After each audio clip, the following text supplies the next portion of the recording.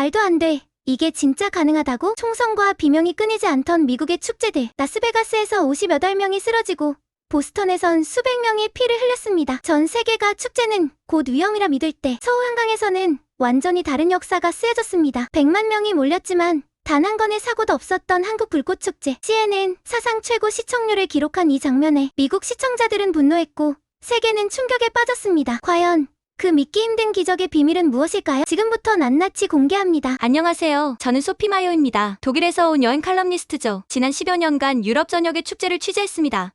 옥토버 페스트부터 스페인의 토마토 축제까지 화려한 현장 뒤에 숨겨진 진실을 기록하는 게 제 일이었어요. 그런데 그날 인천공항에 내린 순간부터 뭔가 이상했습니다. 입국장을 빠져나오는데 한 남자가 제 카메라를 보더니 비웃든 말을 걸어왔어요. 장성민이라는 사람이었죠. 그는 한국말로 중얼거렸지만 옆에 있던 누군가가 통역해줬습니다.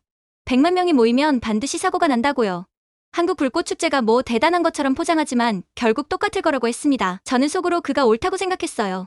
미넨에서 본 옥토버 페스트는 매년 수십 번의 폭행 사건이 터졌습니다. 쇠 취한 사람들이 싸우고 응급차가 밤새 현장을 누볐죠. 바르셀로나의 불꽃축제에선 화재가 났고 파리의 혁명 기념일엔 약탈이 일어났습니다. 100만 명이 모이면 혼돈이 시작되는 게 당연했어요. 그런데 한국은 다르다고 했습니다. 호텔에 짐을 풀고 인터넷 기사를 검색했어요. 작년 서울 세계불꽃축제 참가자 수가 100만 명을 넘었다고 나왔습니다. 그런데 사고 건수가 제로라고 적혀 있었죠. 손이 멈췄습니다. 제로라고요? 말이 안 됐어요. 분명 축소 보도거나 조작일 거라 생각했습니다. 어떤 나라도 100만 명을 안전하게 통제할 순 없으니까요. 저는 독일에서 자랐고 시스템과 질서를 믿는 사람이었습니다. 하지만 그 독일조차 대형 축제에선 속수무책이었어요. 그날 밤 잠이 오지 않았습니다. 창밖으로 보이는 서울의 야경은 너무나 평화로웠죠. 불빛이 반짝이고 거리엔 사람들이 웃으며 걸었습니다. 밤인데도 무서워하는 기색이 없었어요. 저는 유럽에서 밤거리를 혼자 걷는 게 두려웠습니다. 특히 축제 다음 날이면 깨진 유리병과 쓰레기 더미 사이로 술 냄새가 진동했죠. 하지만 여긴 달랐습니다. 다음 날 아침 저는 결심했어요. 직접 확인해보기로요. 100만 명이 모이는 현장에서 정말 사고가 나지 않는지, 그게 진짜인지 제 눈으로 봐야겠다고 생각했습니다.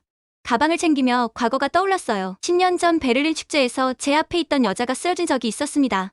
사람들은 그냥 지나쳤고 응급차는 30분이 넘어서야 도착했죠. 저는 그 여자의 손을 잡고 있었지만 아무것도 할 수 없었습니다. 그 기억이 저를 칼럼니스트로 만들었어요.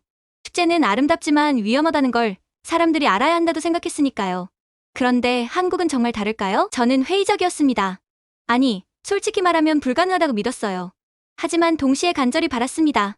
제가 틀렸으면 좋겠다고요. 만약 한국이 정말 100만 명을 안전하게 지켜낼 수 있다면 그건 기적이 아니라 혁명일 테니까요. 여의도행 지하철을 타기 전 저는 카메라를 목에 걸었습니다. 오늘 밤 진실을 마주하게 될 겁니다.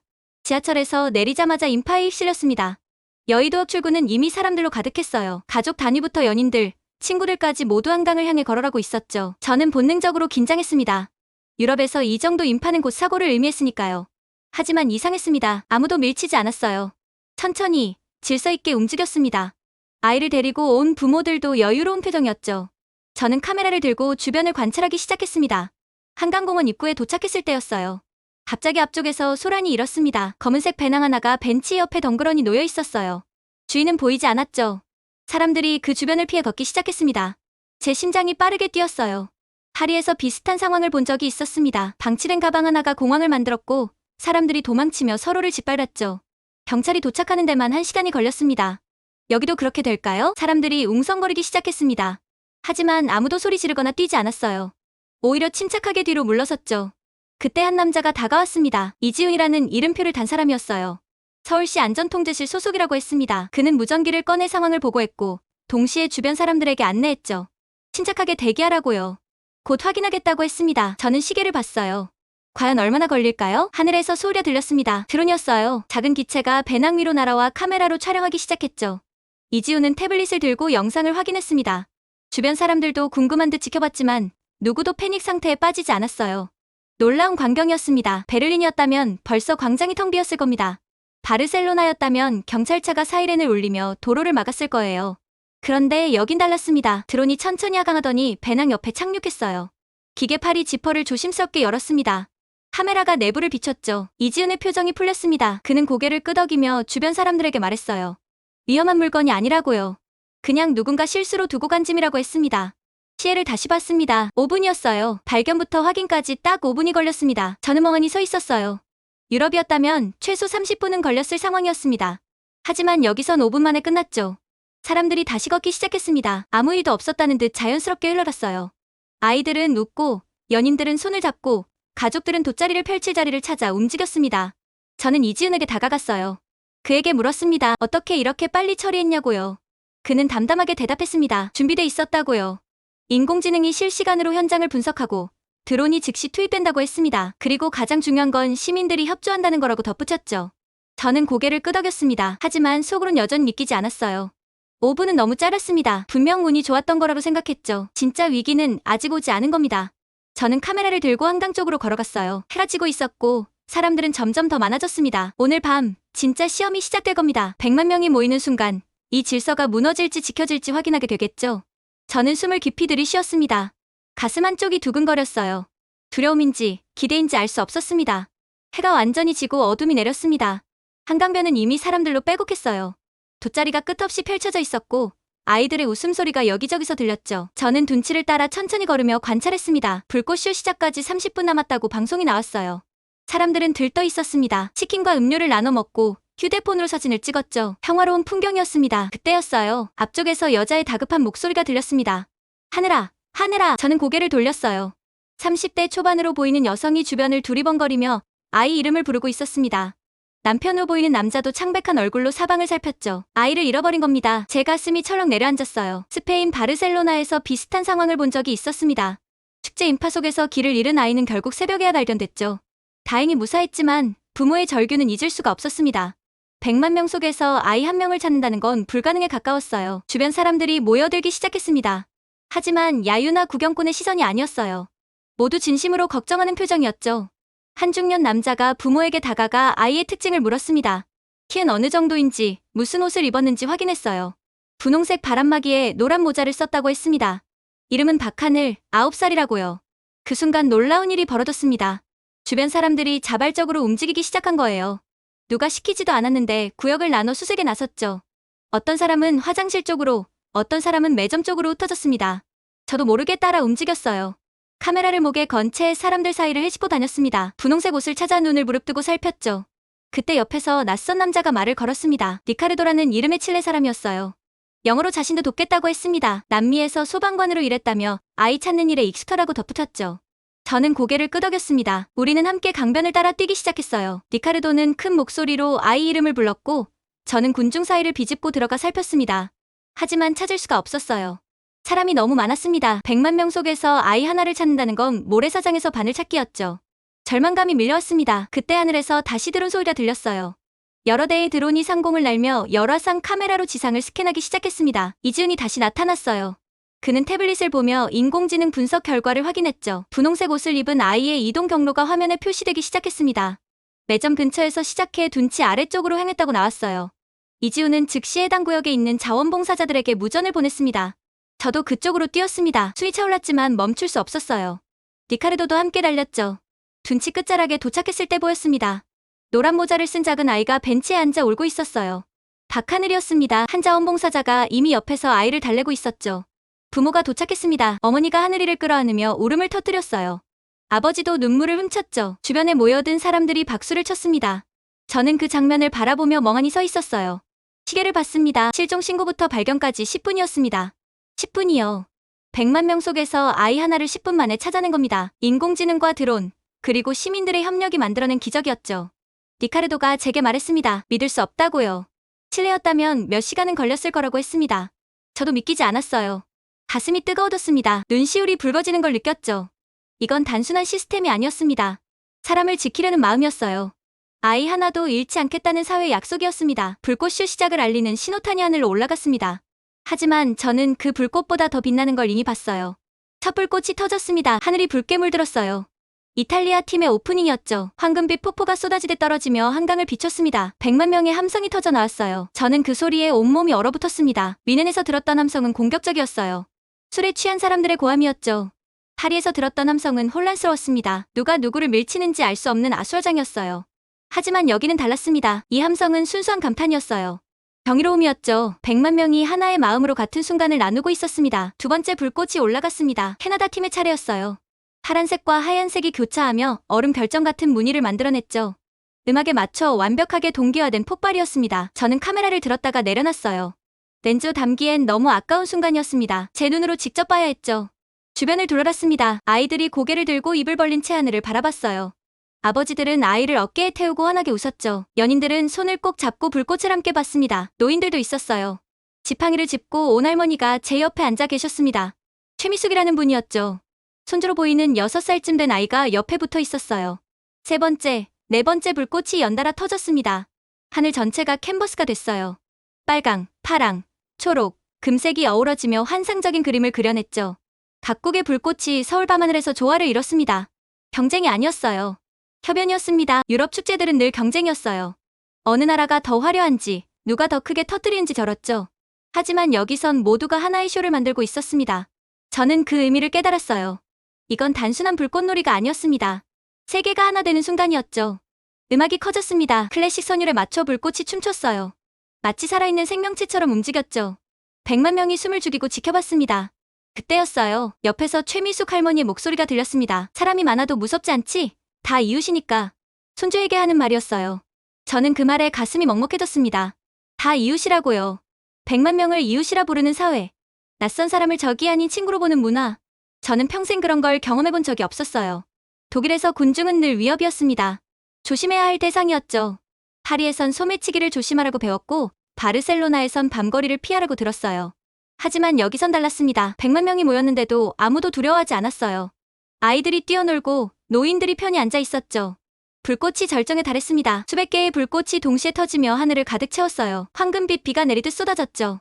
음악이 클라이맥스에 이르렀고 100만 명이 함께 환호했습니다. 저도 모르게 박수를 쳤어요. 눈물이 흘렀습니다. 왜 우는지 스스로도 알 수 없었어요. 아름다워서일까요? 감동해서일까요? 아니었습니다. 안도감이었어요. 제가 틀렸다는 게 너무 기뻤던 겁니다.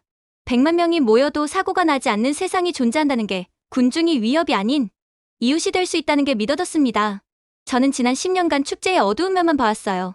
폭력과 사고와 혼란만 기록했죠. 그게 당연하다고 생각했습니다. 하지만 한국은 달랐어요. 여기선 불가능이 가능이 됐습니다. 불꽃쇼가 끝났습니다. 피날레 후 잠시 어둠이 내렸다가 조명이 켜졌어요. 100만 명의 얼굴이 환하게 빛났죠. 모두 웃고 있었습니다. 저는 최미숙 할머니를 바라봤어요. 할머니는 손주를 안고 미소 지었죠. 아이는 아직도 흥분한 얼굴로 하늘을 쳐다봤습니다. 그 모습이 평화 그 자체였어요. 저는 카메라를 들었습니다. 이 순간을 기록해야 했어요. 세상에 알려야 했죠. 100만 명이 함께 꿈꾸는 나라가 있다고요. 서로를 이웃이라 부르는 사람들이 있다고요. 불꽃보다 더 아름다운 건 이 마음이었습니다. 불꽃쇼가 끝나고 사람들이 자리를 정리하기 시작했습니다. 저는 여전히 여운의 저저 한강을 바라보고 있었어요. 마음 한구석이 따뜻했죠. 오늘 본 모든 게 기적처럼 느껴졌습니다. 그때였어요. 앞쪽에서 비명소리가 들렸습니다. 사람들이 한쪽으로 우르르 몰려갔어요. 저도 본능적으로 그쪽으로 뛰었죠. 한 남자가 쓰러져 있었습니다. 50대쯤 돼 보이는 중년 남성이었어요. 얼굴이 창백했고 입술이 파래져 있었죠. 옆에 있던 아내로 보이는 여자가 남편을 흔들며 울부짖었습니다. 심장이 멎은 것 같았어요. 저는 그 자리에 얼어붙었습니다. 베를린에서 봤던 그날이 떠올랐죠. 쓰러진 여자를 아무도 살리지 못했던 그 순간이요. 손이 떨렸습니다. 하지만 주변 사람들은 달랐어요. 누군가 즉시 무릎을 꿇고 맥박을 확인했습니다.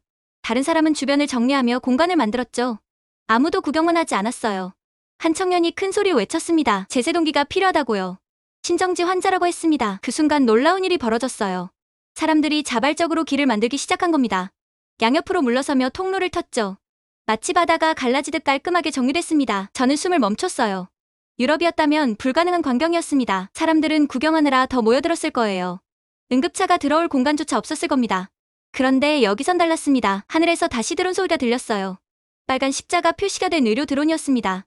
쓰러진 남자 옆으로 정확하게 착륙했죠. 상자가 열리며 자동 심장 충격기가 나타났어요. 한 여자가 달려왔습니다. 김윤아라는 이름표를 단 간호사였어요. 자원봉사자였죠. 그녀는 침착하게 제세동기를 꺼내 환자의 옷을 벗겼습니다. 패드를 가슴에 붙이고 버튼을 눌렀어요. 기계 음성이 흘러나왔습니다. 심장 리듬을 분석 중이라고요. 충격이 필요하다는 알림이 떴습니다. 김윤아가 주변 사람들에게 물러나라고 손짓했어요. 모두 한 걸음씩 뒤로 물러났죠. 버튼이 눌렸습니다. 남자의 몸이 움찔했어요. 전기 충격이 심장을 자극했습니다. 숨을 쉬지 않았습니다. 김윤아는 즉시 심폐소생술을 시작했어요. 가슴을 규칙적으로 압박했죠. 땀이 이마에 맺혔지만 손은 멈추지 않았습니다. 저는 그 모습을 보며 눈물이 났어요. 베를린에서 쓰러진 여자는 30분을 기다렸습니다. 응급차가 도착했을 땐 이미 늦었죠. 저는 그 손을 잡고 있었지만 아무것도 할 수 없었어요. 무력했습니다. 하지만 여기선 달랐습니다. 드론이 3분 만에 도착했고 훈련받은 자원봉사자가 즉시 조치했죠. 시민들은 질서 있게 협조했습니다. 모두가 한 생명을 살리기 위해 움직였어요.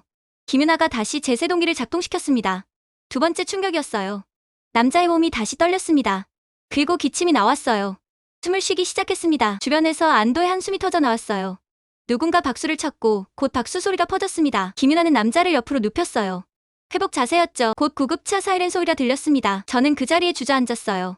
다리에 힘이 풀렸습니다. 가슴이 터질 것처럼 벅찼죠. 한 생명이 살아났습니다. 불꽃보다 더 빛나는 순간이었어요. 리카르도가 제 옆에 섰습니다. 그도 울고 있었어요. 칠레에서 소방관으로 일하며 수많은 생명을 잃었다고 했죠. 그런데 오늘은 살았다고요. 저는 고개를 끄덕였습니다. 김윤아가 구급대원들에게 환자를 인계했어요. 그녀의 손은 여전히 떨리고 있었죠. 하지만 얼굴엔 미소가 있었습니다. 해냈다는 안도감이었어요. 주변 사람들이 천천히 흩어졌습니다. 하지만 모두의 표정이 달라져 있었어요. 오늘 밤 우리는 함께 기적을 만들었으니까요. 저는 카메라를 들었습니다. 떠나는 구급차를 찍었어요. 빨간 불빛이 어둠 속으로 사라졌죠. 그 불빛이 희망처럼 보였습니다. 한국은 첨단 기술을 가졌습니다. 드론과 인공지능으로 무장했죠. 하지만 진짜 힘은 그게 아니었어요. 사람이었습니다. 생명을 소중히 여기는 마음이었죠. 낯선 사람을 위해 길을 터주는 시민의식이었습니다. 저는 독일에서 왔어요. 시스템의 나라에서요. 하지만 시스템만으론 부족했습니다. 한국엔 시스템과 마음이 함께 있었어요. 불꽃은 아름다웠습니다. 하지만 진짜 빛은 사람의 생명이었죠. 오늘 밤 저는 그걸 배웠습니다. 구급차가 떠나고 사람들이 다시 자리로 돌아갔습니다. 저는 시계를 봤어요. 밤 10시가 넘었죠. 이제 사람들이 빠져나갈 시간이었습니다. 긴장이 됐어요. 바르셀로나에서 본 광경이 떠올랐습니다. 축제가 끝나면 지옥이 시작됐죠. 사람들이 한꺼번에 몰려나가며 서로를 밀쳤어요. 쓰레기가 산더미처럼 쌓였고 깨진 병이 여기저기 널렸습니다. 여기도 그렇게 될까요? 하지만 이상한 일이 벌어졌습니다. 아무도 서두르지 않았어요. 돗자리에 앉아 여유롭게 대화를 나눴죠. 아이들은 아직도 신난 표정으로 뛰어놀았고 연인들은 한강을 바라보며 속삭였습니다. 100만 명이 한꺼번에 움직이지 않았어요. 천천히 자연스럽게 흩어지기 시작했습니다. 마치 물이 스며들듯 조용히 빠져나갔죠. 저는 그 모습을 보며 놀랐어요. 유럽이었다면 이미 아수라장이 됐을 겁니다. 사람들이 출구로 몰리며 밀치고 소리 질렀을 거예요. 그런데 여기선 질서가 있었습니다. 더 놀라운 건 그 다음이었어요. 사람들이 쓰레기를 줍기 시작한 겁니다. 자기 자리뿐만 아니라 주변까지 치웠어요. 비닐봉지를 들고 다니며 떨어진 캔과 종이컵을 주웠죠. 누가 시키지도 않았는데 자발적으로 움직였습니다. 가족들이 함께했어요. 아이들도 어른들을 따라 쓰레기를 주웠죠. 할머니, 할아버지들도 허리를 굽혀 바닥을 살폈습니다. 저는 멍하니 서서 지켜봤어요. 위넨 옥토버 페스트가 떠올랐습니다. 축제 다음 날 아침, 청소부들이 밤새 일해도 모자랐죠. 쓰레기 더미를 치우는데 며칠이 걸렸어요. 파리의 혁명 기념일도 마찬가지였습니다. 거리가 쓰레기장이 됐고 악취가 진동했죠. 하지만 여기는 달랐습니다. 사람들이 스스로 치웠어요. 즐긴 만큼 책임졌습니다. 저도 모르게 주저앉았어요. 돗자리 하나가 남아있던 자리에 앉아 그 광경을 바라봤죠. 가슴이 뜨거워졌습니다. 이건 단순히 깨끗한 게 아니었어요. 서로를 배려하는 마음이었습니다. 다음 사람을 생각하는 문화였죠. 우리가 즐겼으니 우리가 치운다는 당연한 원칙이었어요. 30분쯤 지났을까요? 한강변이 깨끗해졌습니다. 실제 전보다 더 깨끗해 보였어요. 쓰레기통마다 봉투가 가득 찼지만 바닥엔 아무것도 없었습니다. 저는 천천히 일어나 걸었어요. 강변을 따라 걸으며 주변을 살폈습니다. 정말 아무것도 없었어요. 캔 하나, 종이컵 하나 보이지 않았죠. 100만 명이 다녀갔는데 말이에요. 리카르도가 제 옆에 나타났습니다. 그도 믿을 수 없다는 표정이었어요. 남미에선 상상도 못할 일이라고 했죠. 저는 고개를 끄덕였습니다. 유럽도 마찬가지로 대답했어요. 어느 나라도 이렇게 할 순 없다고요. 하늘을 올려다봤습니다. 별이 보였어요. 도시 한복판인데도 별이 반짝였죠. 불빛이 꺼지고 공기가 맑아져서 그런 것 같았습니다. 저는 그 별을 보며 생각했어요. 100만 명이 남긴 건 추억뿐이었습니다. 쓰레기도, 사고도, 폭력도 없었어요. 오직 아름다운 기억만 남겼죠. 눈물이 또 흘렀습니다. 오늘 하루 종일 울었던 것 같아요. 감동해서, 놀라서, 부러워서 울었습니다. 한국은 불가능을 가능으로 만드는 나라였어요. 100만 명이 모여도 안전하고, 질서 있고, 아름다운 나라였죠. 저는 카메라를 꺼냈습니다. 깨끗한 한강을 찍었어요. 별빛 아래 반짝이는 강물을 담았죠. 이 사진을 세상에 보여줄 겁니다. 100만 명이 다녀간 자리가 이렇게 깨끗할 수 있다고요. 집으로 돌아가는 사람들의 뒷모습이 평화로웠습니다. 모두 웃으며 이야기 나누고 손을 잡고 걸었어요. 오늘 밤은 끝났지만 여운은 계속될 겁니다. 제 마음속에도, 이 사람들 마음속에도요. 밤 11시가 넘었습니다. 저는 한강을 떠나려고 걸음을 옮겼어요. 호텔로 돌아가 오늘 본 모든 걸 정리해야 했죠. 그런데 이상했습니다. 사람들이 아직도 많았어요. 가족들이 강변을 산책하고 연인들이 벤치에 앉아 있었죠. 청년들은 치킨을 먹으며 웃고 떠들었습니다. 밤인데도요. 저는 걸음을 멈췄어요. 파리에선 밤 11시면 거리가 위험해집니다. 바르셀로나는 더 심했죠. 혼자 걷는다는 건 상상도 못할 일이었어요. 베를린도 마찬가지였습니다. 밤엔 택시를 타거나 사람이 많은 곳만 다녀야 했죠. 하지만 여긴 달랐습니다. 여자들이 혼자 걷고 있었어요. 노인들도 지팡이를 짚고 천천히 산책했죠. 아이를 데리고 나온 부모들도 있었습니다. 아무도 두려워하지 않았어요. 리카르도가 제 옆으로 다가왔습니다. 그는 한강을 바라보며 깊은 한숨을 쉬었어요. 남미에선 밤이 위험이라고 했습니다. 해가 지면 집에 들어가야 한다고요. 거리를 걷는다는 건 목숨을 거는 일이라고 했죠. 그의 목소리가 떨렸어요. 칠레에서 소방관으로 일할 때 밤마다 사건이 터졌다고 했습니다. 강도, 폭행, 납치가 일상이었다고요. 사람들은 해가 지면 문을 걸어 잠갔죠. 하지만 여기선 밤이 문화라고 했습니다. 저는 고개를 끄덕였어요. 유럽도 비슷하다고 말했죠. 밤은 조심해야 할 시간이었습니다. 그런데 한국은 달랐어요. 밤에도 사람들이 자유롭게 걸었습니다. 웃고 떠들며 일상을 즐겼죠. 이게 어떻게 가능할까요? 저는 주변을 둘러봤습니다. 곳곳에 가로등이 밝게 켜져 있었어요. CC 설치돼 있었고 경찰 순찰도 보였죠. 하지만 그것만은 아니었습니다. 사람들 스스로가 안전을 만들고 있었어요. 서로를 배려하고 질서를 지켰죠. 술 취한 사람도 있었지만 아무도 소란 피우지 않았습니다. 그때 이지훈이 나타났습니다. 저는 그에게 다가가 물었어요. 어떻게 이런 게 가능하냐고요. 어떻게 100만 명을 안전하게 지킬 수 있냐고 했죠. 이지훈의 표정이 굳었습니다. 그는 잠시 침묵했어요. 그러더니 천천히 입을 열었습니다. 이태원 이야기였습니다. 몇 년 전 참사가 있었다고 했어요. 많은 사람이 목숨을 잃었다고요. 그날 밤 이지훈도 현장에 있었습니다. 아무것도 할 수 없었다고 했어요. 시스템이 없었고 준비가 안 돼 있었다고 했죠. 사람들이 쓰러지는 걸 지켜봐야 했다고 합니다. 그의 목소리가 떨렸어요. 그날 이후 결심했다고 했습니다. 단 한 명도 다치게 하지 않겠다고요. 인공지능을 도입했습니다. 실시간으로 인파를 분석하고 위험을 예측했죠. 드론 시스템을 구축했어요. 응급 상황에 즉시 투입될 수 있게 했습니다. 하지만 가장 중요한 건 사람이라고 했습니다. 시민들이 협조해야 한다고요. 질서를 지켜야 하고 서로를 배려해야 한다고 했죠. 그래서 교육했습니다. 훈련했고 함께 준비했어요. 오늘 밤이 그 결과라고 했습니다. 저는 숨이 막혔어요. 참사를 겪고도 무너지지 않았습니다. 오히려 더 강해졌죠. 아픔을 교훈으로 삼아 시스템을 만들었어요. 그게 한국이었습니다. 이지훈이 태블릿을 보여줬습니다. 화면엔 실시간으로 인파가 표시됐어요. 색깔로 밀집도를 나타냈고 위험구역을 경고했죠. 인공지능이 계속 분석하고 있었습니다. 사고가 나기 전에 예방하는 거였어요. 드론도 대기 중이었습니다. 언제든 출동할 준비가 돼 있었죠.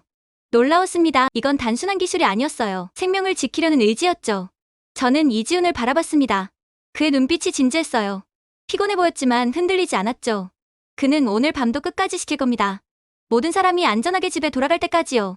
리카르도가 말했습니다. 한국은 우리가 잃어버린 걸 지켰다고요. 신뢰를 지켰다고 했습니다. 저도 동의했어요.